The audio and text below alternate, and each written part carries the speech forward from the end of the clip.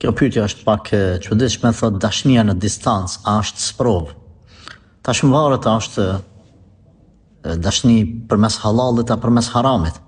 Nëse është përmes haramit, atëherë jo vetëm në distancë, por edhe nëse është në prani, dashnia është haram. Sa është përmes haramit. E ke parasysh. Nuk mund të thonë tash vetëm thjesht sa distancë është detyrimisht sprov ose është mëkat ose është dënim.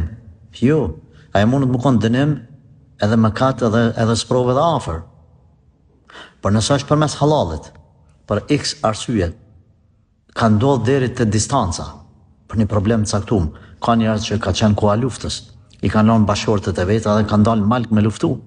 Me vitet e tëra nuk i kanë taku, ose kanë shku, ka marrë familjen dhe ka dërgu në ngërbet vetë, është kthy në atë dhe edhe i ka dalë vatanit zot, ose ka marrë armiku edhe e ka burgos me vitet e tëra, edhe ka qëndruar në distancë me bashkëshortën e tij, me personin që ose të fejumën e vet.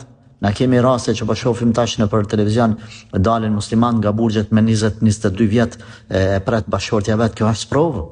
Kjo është Allah na ruajt nga sprovat e tilla. Pastaj, nëse krijohen aso lloj dashnie e cila është kaput e krye haram, edhe njerëzit e shtin veten nëpër gjunahe, themi pa marrë parasysh është larg apo afër, harami është haram. Harami është haram. Ose duhet me shku përmes rrugëve halal, ose me bë veprim të halal. Nëse veç ke hyrë për me e përmirësu veten, duhet ose më çu më feju, e më martu, ose më distancu nga veprimet e tilla.